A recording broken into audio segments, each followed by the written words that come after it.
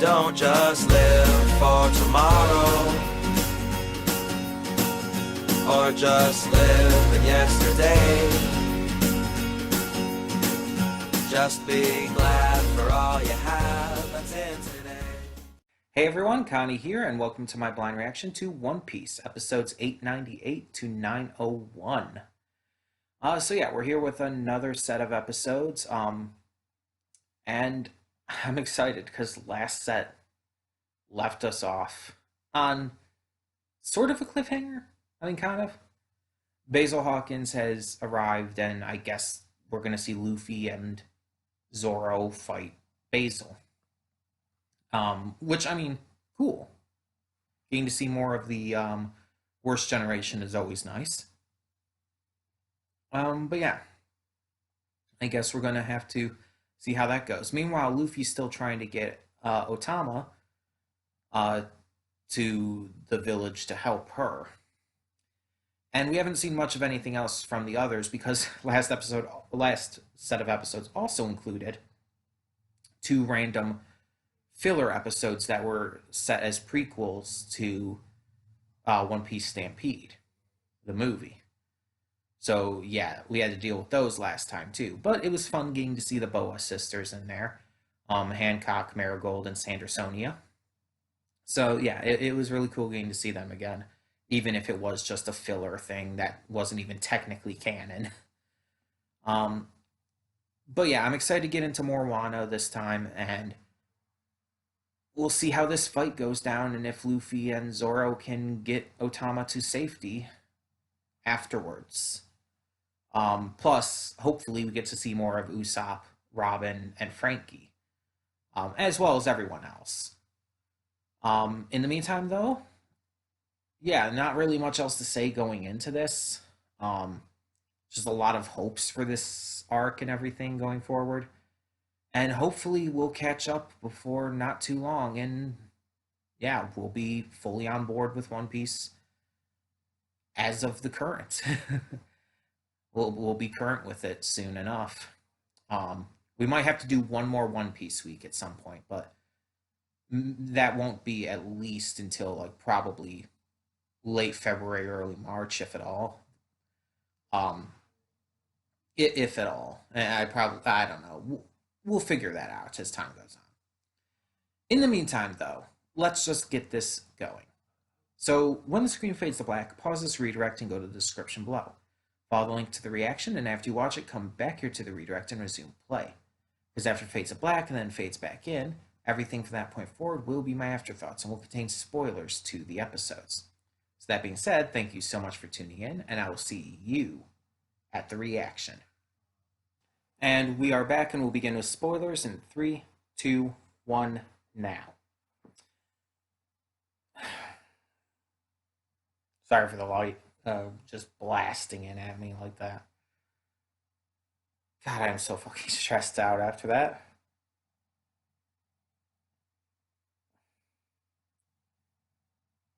People hurting kids is one of the things that angers me the most. Kids being hurt and abused and mistreated, and just, it bothers the shit out of me. Like, it was bad enough that Otama and other kids are forced into this hell poverty, this hell level of poverty, to the point where they're starving because they can't get anything to eat. And I'm right there with Luffy and Zoro on how angering that is. But to also have these pieces of shit grab her, forcefully kidnap and carry her away, and then openly threaten to violently hurt her if she doesn't tell them the secrets of her ability and whatnot, really fucking pisses me off. And it's like, I know she's probably going to be fine. I know Luffy, Zoro, and Okiku are probably going to get there in time and save her and everything. But it's still super stressful just seeing her in that situation. But let's talk about all these episodes. So, first off, we had the continued confrontation with Hawkins, and the fight was mostly just Luffy and Zoro holding Hawkins and his giant straw man off. Like for most of the fights, like it was pretty even with Zoro and Luffy defending against the straw man. And in the end, neither side like really won. It's just Hawkins was running out of his little like voodoo doll straw man inside of him to use. And so he would have been put into danger if they had continued. And that entire ability is pretty fucked up if you think about it. It's like, oh, we're getting close to me being in danger, so we're gonna stop. But you know, all these other people that were killed, taking the hit for me, you know, just that entire concept is fucked up as hell. So they managed to hold him off enough to get away, and with the help of um, O-Tsuru, they managed to find the way to her village, where they can get help um for Otama. All these names begin with O, so it's like it's throwing me off a little bit. And I think the O is like just an honorific or something like that. Like Otama, it's actually just Tama, and O-Tsuru is actually just Tsuru, and Okiku is just Kiku, yada yada. But it throws me off because they all start the same way and everything like with that. So, but yeah, I'm glad that it seems like O-Tsuru is a good guy and Okiku as well. Okiku is apparently a samurai hiding under the guise of a simple um uh what's it, tea house, that's what it was, a simple tea house worker working under O-Tsuru. um and she's been confronted by this sumo wrestler, this Yokozuna, who has been wanting to wed her, but she keeps refusing. Um, and so after they get to the tea house and Otama is healed and everything is kind of just being explained, we're starting to learn more about like the village and how just Wano is under Orochi's rule. That's when the goddamned Batman shows up. That threw me off so hard. Just that his name is Batman, and I get it because he has a bat smile fruit, and so he's a Batman, and that's why there's the hyphen in there too. But it's like, come on, really? You can't not think of that. You can't not think of the DC hero. Um, he's an archer and he uses sonar and shit. And again, Luffy and Zoro mostly have to just defend against him. There's really they're not actually they don't actually get the chance to attack. And then Gazelle Man comes in and swipes Otama, and it's like, and just everything gets super stressful. But Okiku, Zoro, and Luffy chase after them on Kamachio, but Batman stops them, and yeah, he does end up leaving, and so they continue their chase towards Bakura Town, where Otama was taken.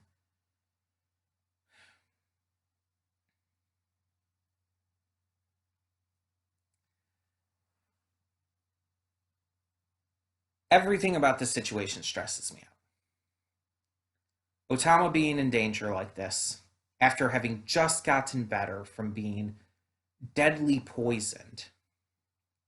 She was deathly poisoned because of the river water. She just got better.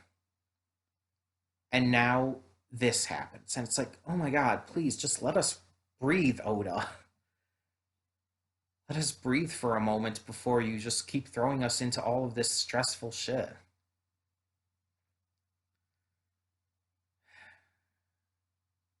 I'm honestly afraid of what's going to happen next. Again, I feel like I know she's going to be okay in the end, but I don't know.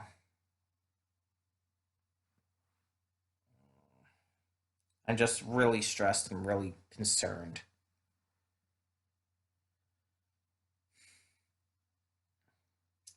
And there's not really too much else to discuss here, but there are a couple main things I want to touch on that I kind of touched on during the reaction, but I want to like bring more to light, I guess you could say, that I want to like talk more about. The big thing is about Otama and her resistance towards accepting the food at first. Otama, when after getting healed and everything, was given a bowl of food to eat, red beans and stuff, red beans and rice and all of that good stuff. But she initially refused, telling them that she couldn't pay and didn't feel right accepting it, that she already couldn't even pay for the medicine.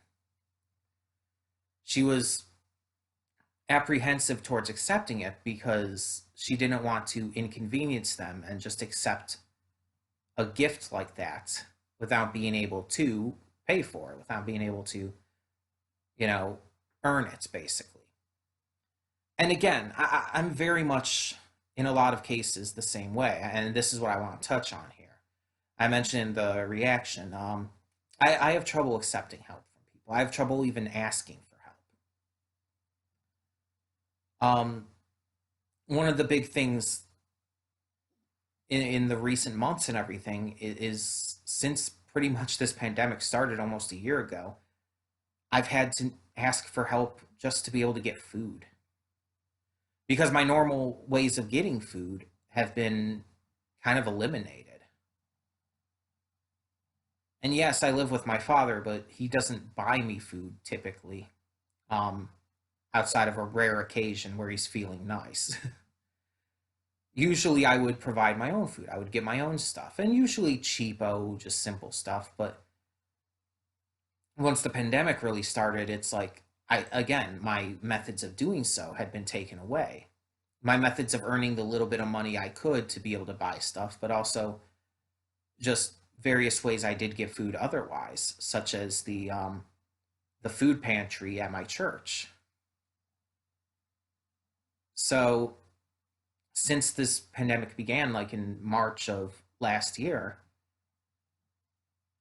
I've had to ask for help from my church and from others, friends and whatnot. And some people have very much helped. Some people helped a lot. And I really appreciate it, but it's like I always feel so bad every time I ask for help for it. Especially considering during a pandemic, it's like other people are probably struggling too. And I don't want to take that from them. But I don't know what else to do. And it's like it always constantly makes me feel bad. And whenever people would offer me something on their own, it's like I always have to double check with them, even triple check sometimes. I always ask stuff like, "Are you sure? I don't want to inconvenience you." I say stuff like that because I don't know. It's just I don't always feel comfortable just accepting stuff like that. And maybe it's because of how I was raised and everything, but it's not even so much the entire work ethic part that I feel like I need to work for and earn everything myself. It's I just don't like accepting stuff from people because I'm afraid that it's going to hurt them. I'm afraid it's going to put them out, and I don't want to do that to someone. And I think Otama's kind of the same way here. It's not as much that she believes that she has to work for and earn this food and whatnot and everything. It's just she doesn't want to put other people out. Otama's been shown to be a very kind person, to very much think about others. And in this land, in Wano, where Orochi rules and so many people are put out because of it, of course she's going to think like that. Of course she's going to be worried about taking handouts from others when it could hurt them. So I very much understand her point, but she was so weak and she was starving so badly. It's just, I don't know. I really wanted her to eat. And she did. She luckily did. But she only accepted it after, it's after, again, the O's are throwing me off.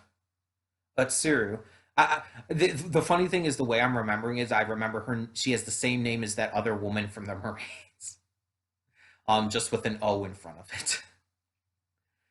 Um, she only ate after O-Tsuru found out it was her birthday, and she accepted O-Tsuru's offering of, okay, well then think of it as my birthday gift to you.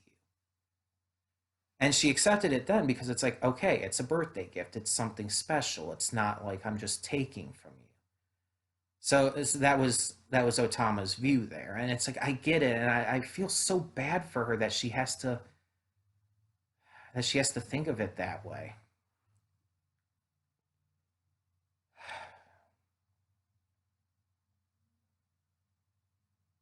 We're not that far into this arc. We're not. And it's making me care so greatly about these characters. Otama, O-Tsuru, to a lesser degree so far Okiku, but only because we haven't seen much for her. But I definitely have still grown to care for her already. And it's like, and I'm caring about the situation, about the events unfolding. And I'm already despising these bad guys. Like not just Hawkins or whatnot, but these other bad guys, these smile users. Like, by God. Like, it is just making me really fucking hate their guts really quickly and easily. And it's not the first time it's done this with this show. With One Piece, Oda has been great at making villains instantly hateable. Arlong, the first moment you meet Arlong, instantly hate him. Instantly. The moment you meet Crocodile, like actually meet him too. I'm not talking about when you just briefly see glimpses at him. When you truly meet Crocodile for the first time in Alabasta, instantly hate him. Doflamingo, like the first time you meet him is just like a little side scene um, before Skypiea, and it's like just instantly, it's like, oh, I don't like you. Something about you is just instantly despisable. And it's like so many of these characters have just been the same way. So many of these bad guys, you just can't help but hate. And that's how they're written. That's how they're drawn, even. Oda is so good at creating these characters from their designs to their personalities and the way they speak, the things they say, that he just makes them so hateable that you can't help as a viewer but despise them with every fiber of your being. And that's a good thing. A good villain is going to be despisable, is going to be hateable. And you can still like a villain like that. Like the Joker from going with DC because Batman. The Joker is extremely scummy and horrible. Like just the stuff he does to Harley Quinn alone, but even beyond that, just in general, the Joker's always been an absolutely fucked up, horrible person. And yet you still enjoy him because of how well he's written, because of the comedic edge to him, because, well, he is so violently evil, but so well written at the same time that it makes him an entertaining character. And so far, I feel like they're definitely going about the right ways with that here, with Hawkins at least. The smile users, not as much, but we might get that more as it goes on. I don't know. We'll have to see. Um, but yeah, and then there's the fact that it's like at some points in this series you don't know who you can trust, and so it's like when we met O-Tsuru, at first, like the very first moment we meet her, when Zoro saves her, it's like, oh yeah, just he's saving this woman. And it's like this woman needs help. She needs rescuing, sure.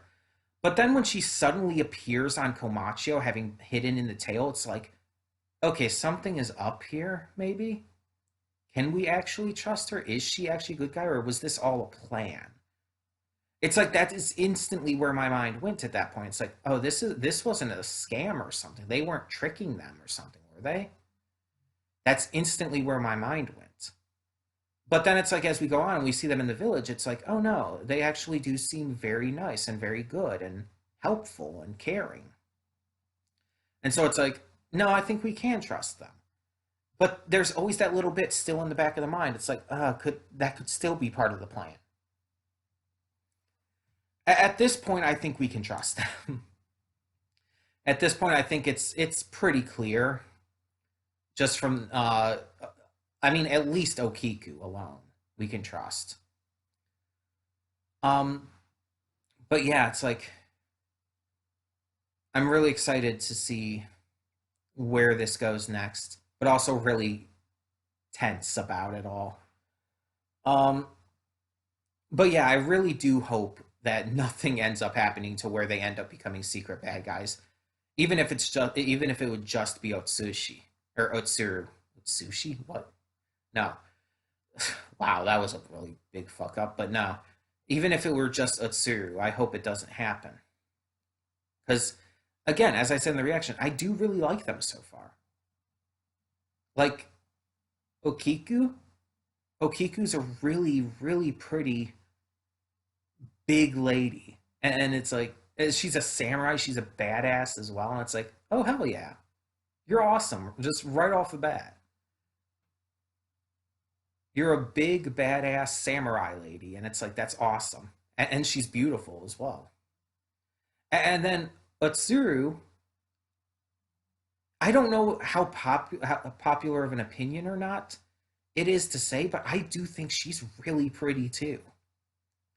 Yeah, her face has a more unconventional look to it than other characters in this series, other female characters. Um, and it's like even comparing just to Okiku, it's notably different. Like Okiku's more of the typically feminine, pretty girl you see a lot of in this series.